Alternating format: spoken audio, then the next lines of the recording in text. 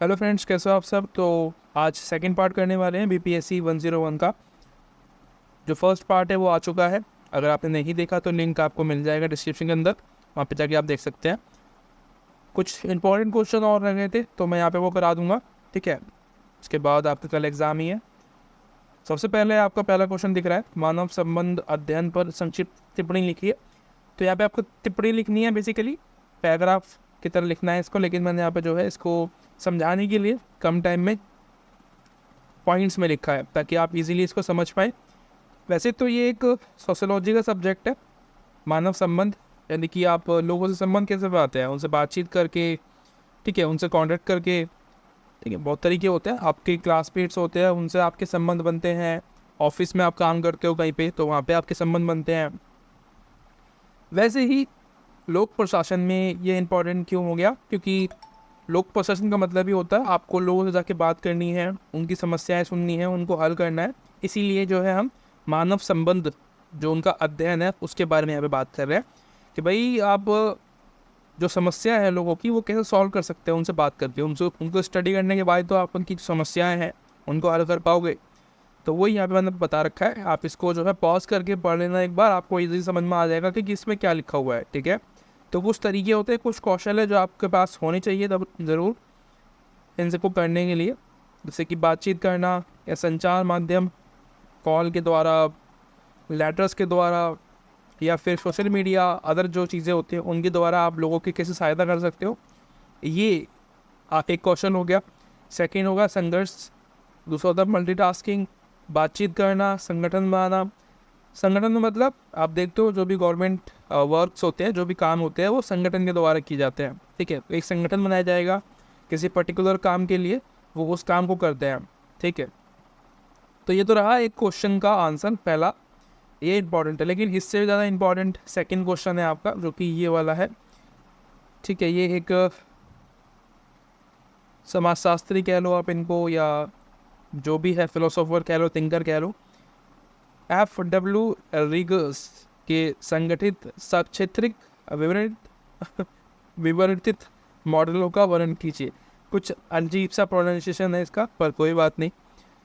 आपको सवाल समझ में आ गया होगा, नहीं समझ में आया तो आपको बताता हूँ फिर दोबारा से कि भाई जो रिगल्स है करके एक व्यक्ति है, इन्होंने मॉडल्स बताए हैं अपने।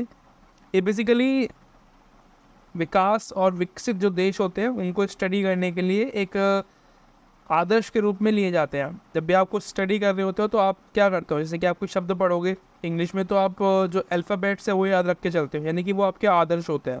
वैसे ही जब भी आप पॉलिटी पढ़ोगे, लोक प्रशासन के बारे में पढ़ोगे, तो आपको इनके विचार आने चाहिए, इनका जो मॉडल है वो आपको ध्यान में आना चाहिए। इसलिए इनको एक आदर्श के रूप में लिया जाता है।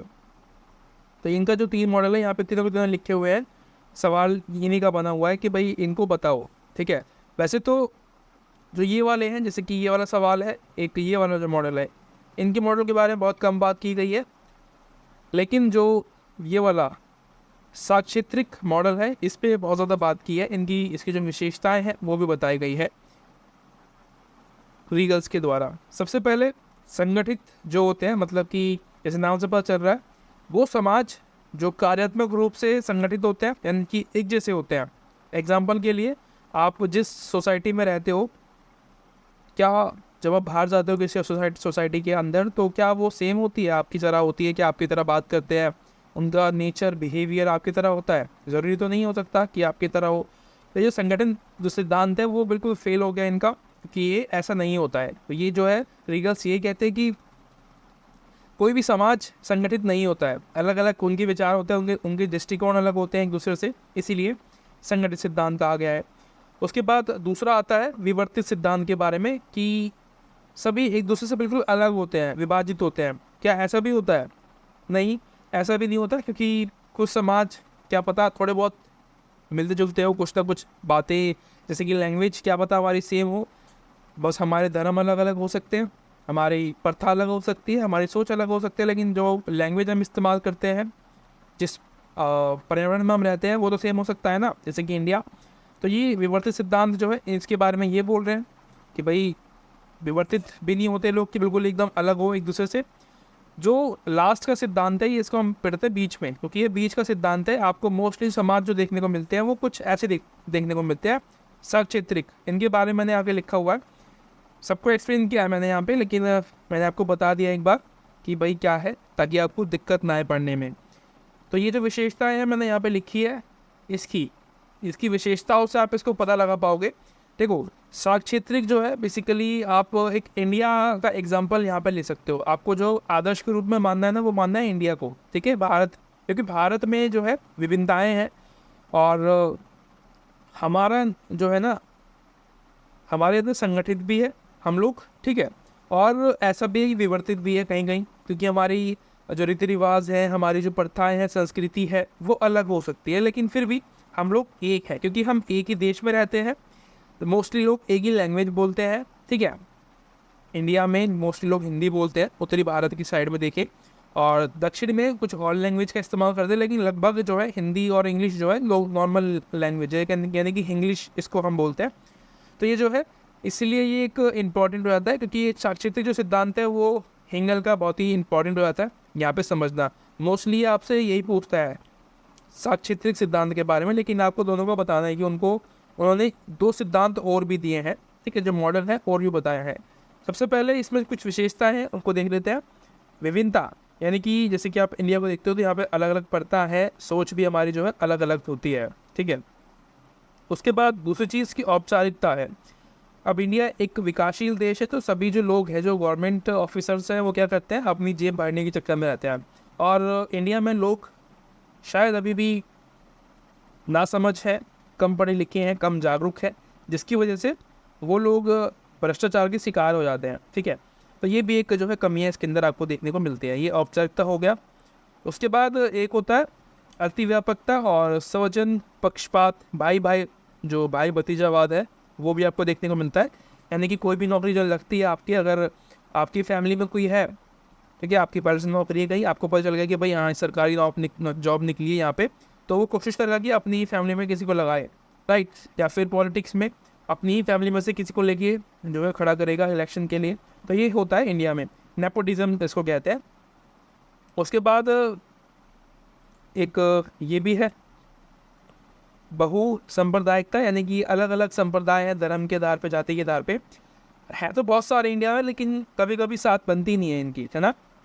हमेशा चीज़ों को लेकर लड़ाई झगड़ा होना, एक दूसरे के प्रति मतलब बुरा व्यवहार करना होता है। ये भी एकता तो है, लेकिन ये भी देखो, घर में कुछ लोग होते हैं, 4 बर्तन होते हैं तो खड़कते हैं, लोग बोलते हैं ना हमारे पूर्वज, तो वो ही वाला सेम सिस्टम जो है यहाँ पे आपको देखने को मिलता है। तो ये जो सशस्त्रवाद है, ये आपको सभी मोस्टली देशों में आपको देखने को मिलता है। सबसे बेस्ट एग्जाम्पल इसका इंडिया ही है, क्योंकि यहाँ पे दुनिया भर के धर्म है।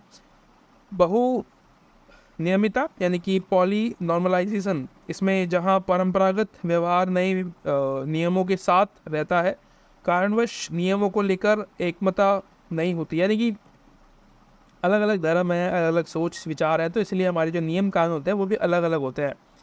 अब इंडिया में पारंपरिक सोच रखने वाले लोग भी हैं और नई सोच रखने वाले लोग भी हैं, ठीक है, जिसमें से भाई जो लोग पारंपरिक सोच रखते हैं वो ये कहते हैं कि भाई अब हमें ना मतलब जो नई सोच रखने वाले लोग हैं, सॉरी, वो कहते हैं कि अब हमें ना धर्म वगैरह जो है, या जो जाति प्रथा है, ख़त्म कर देना चाहिए। जो कास्ट सिस्टम है, हम बोलते हैं कि भाई ये नीच है, ये ऊंच है, सब खत्म करना चाहिए। लेकिन पारंपरिक सोच वाले लोग ये सब नहीं मानते, उनका मानना है कि नहीं, अभी भी ये सब होना चाहिए, ठीक है। तो ये एक एग्जाम्पल इसका हो गया। उसके बाद एक ये है अधिकार और नियंत्रण में अंतर होता है, ये भी आप पढ़ लेना। उसके अलावा एक और सवाल आपका जो है, यहाँ पे 2 क्वेश्चन है, इन दोनों क्वेश्चन के एक ही आंसर आपको यहाँ पे मिल जाएगा। अगर आ गया तो आप इजीली लिख पाओगे। सवाल क्या है कि भाई मैक्स वेबर के परिप्रेक्ष्य के विशेष संदर्भ में नौकरशाही के स्वरूप का वर्णन कीजिए। पहला स्वरूप, ठीक है, मैक्स वेबर के जो विचार है उनमें नौकरशाही के बारे में पूछ रहा है, पहला सवाल। दूसरा है वेबर काल के पश्चात नौकरशाही के लेखों पर एक टिप्पणी लिखी है। वेबर, ठीक है, तो ये दोनों एक ही व्यक्ति है, तो इन्हीं के बारे में आपको लिखना है, पूछा है सवाल में। तो आप पॉसिबिलिटीज़ है कि दोबारा भी आ सकता है, ठीक है, इसलिए मैंने जो है लिख दिया। पहले नौकरशाही का अर्थ लिखा है यहाँ पे, ठीक है, और उसके बाद मैक्स वेबर के बारे में जो विचार है उनके वो लिख दिए हैं हमने यहाँ पे। उसके अलावा आगे चलते हैं, इनको आपको पढ़ना है, राइट। नौकरशाही का स्वरूप वो लिख दिया है मैंने यहाँ पे, यानी कि अगर सवाल कैसा भी बनेगा ना मैक्स वेबर से, तो आप इजीली सवाल का जब सवाल का जवाब दे पाओगे, ठीक है। जबान फिसल रही है। बेबर काल के पूर्व के नौकरशाही संबंध विचार, तो ये भी आप जो है पहले के जो विचार थे जो बाद में बदले वो भी यहाँ पे लिखे हुए हैं। और जेस मील के नौकरशाही पर विचार, अगर कोई और भी पूछ लेता है, ठीक है, मैक्स वेबर के अलावा जेएस मील्स होते हैं, एक और व्यक्ति है, इनके बारे में पूछता है तो आप इनका भी आंसर दे पाओगे। अब उसके अलावा इसमें और भी है, जैसे कि हिंगल है, अगर हिंगल सवाल पूछता है तो वो भी आप बता दोगे आप, ठीक है। नौकरशाही पर आपको पता होना चाहिए कि भाई जो अलग अलग सिद्धांत है इनकी क्या विचारधाराएं हैं, ठीक है। मैंने ऐसे करा दिया था लास्ट वीडियो में, पर कुछ जो रह गए हैं जो स्पेशल है जिनको आपको याद रखना चाहिए, ये मैंने यहाँ पे लिख दिए हैं, राइट। मार्क्स के नौकरशाही पर विचार, ठीक है, दोबारा से आ गया, ये कार्ल मार्क्स है, ठीक है। एक है मैक्स वेबर जो हमने पीछे देखा, ये कार्ल मार्क्स है, ये अलग है। और वेबर काल के पश्चात नौकरशाही के लोगों में लेखों में हुई परिवर्तन, ये बेसिकली मेरी राइटिंग नहीं है, ये मेरे भाई की राइटिंग है, वो कर रहा है, तो ठीक है, उससे मांग लिया मैंने टाइम बचाने के लिए, वो कर रहा था, इसलिए मुझे थोड़ा समझ में नहीं आ रहा है उसकी राइटिंग। उत्तर अधिकतावाद के उदय के कारणों का परीक्षण कीजिए, तो ये भी एक सवाल है, आप ये पूरा नहीं है अभी, इसलिए मैं इसको आप बता नहीं रहा हूँ, आप पढ़ लेना इसको, ठीक है। थोड़ा बहुत जो है ये इतना ही लिखा है इसके बारे में अभी हमने, बाकी जब वो लिख देगा पूरा तो मैं इसको बता दूंगा, अगर आगे जल्दी कल से पहले आ गया तो कोशिश करेंगे कि हो जाए। अगर जेंडर पर सवाल बनता है कि भाई प्रशासन में जेंडर को समझने के मापदंड के बारे में, तो आप सवाल के जवाब में जो है ये लिख सकते हो कि जो पुरुष प्रधानता है वो आपको देखने को मिलती है, और प्रशासन को मर्दानगी का क्षेत्र बनाना, ये भी आपको देखने को मिल सकता है कि भाई जो लोक प्रशासन है उसमें आप मर्द ज़्यादा देखते हो, राइट, पुरुष ज़्यादा देखते हो, तो ये भी एक पॉइंट बन जाएगा। और जो महिलाएं हैं उनको घरों में बंद करके रखना, घरों का काम कराना, ये भी है। और विशेषज्ञों की आवश्यकता, तो ये एक थॉट है बेसिकली कि भाई जो लोक प्रशासन है उसमें जो पुरुष है ना, सिर्फ उन्हीं के पास एक स्किल है काम करने की, देश को सुधारने की, महिलाओं के पास ऐसी नहीं है, ये सोच पुरुषों की है, तो ये आप लिख सकते हो पॉइंट के अंदर, ठीक है।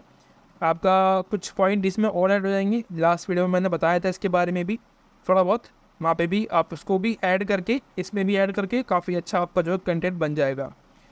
नवीन लोक प्रबंधन पर न्यू राइट सिद्धांत के परामर्श को परीक्षण कीजिए, तो ये आप जो है इसको पढ़ लेना अगर आपको समझ में आ जाता है तो, ठीक है।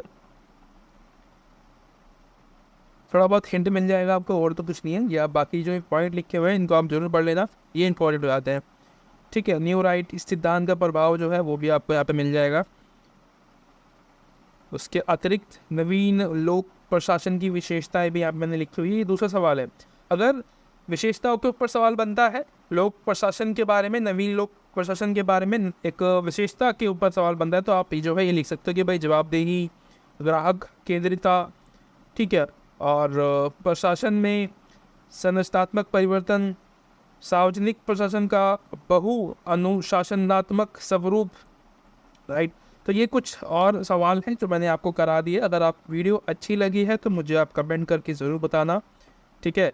सिर्फ कमेंट इसलिए मत क्या करूँ कि भाई वीडियो बना दो, थोड़ा बहुत तारीफ भी क्या करो, ठीक है।